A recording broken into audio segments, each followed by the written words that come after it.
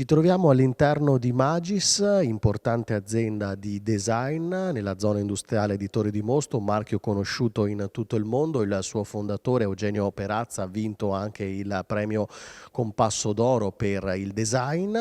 Ci troviamo qui all'interno perché il Lions Club Liquenzia di Ceggia, Torre di Mosto e San Stino di Livenza ha promosso un progetto con le scuole che punta a far conoscere le eccellenze del territorio del Veneto orientale agli studenti. 150 studenti di 5 scuole superiori di San Donà, grazie anche alla collaborazione con la TVO, hanno avuto la possibilità di venire qui in azienda, conoscere il suo fondatore e visitare l'azienda. Un progetto che Lions puntano a proseguire anche negli anni successivi. Ma ci facciamo spiegare proprio dal presidente del Lions il senso di questo progetto. Questo è un progetto che i Lions Liquenzia hanno voluto negli ultimi mesi proprio far partire da questo primo evento, perché l'idea è quella di approcciare, di avvicinare i ragazzi delle scuole a quello che sono le realtà, perché possono essere aiuto alle scelte future nel loro percorso scolastico oggi e di vita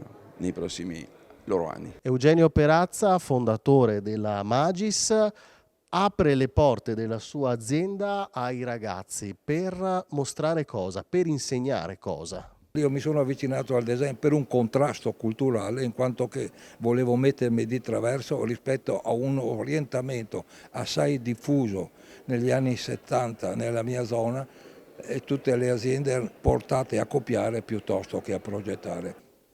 Data l'età che porto, mi sono ripromesso un obiettivo semplice di avvicinare i giovani e trasmettere loro il sapere, perché chi è maestro?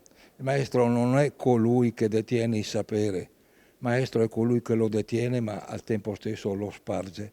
Ed è questo l'obiettivo che mi sono ripromesso e questa è la prima occasione di incontro dove ad un certo punto racconterò alcune mie esperienze che penso torneranno utili ai fini della formazione dei ragazzi.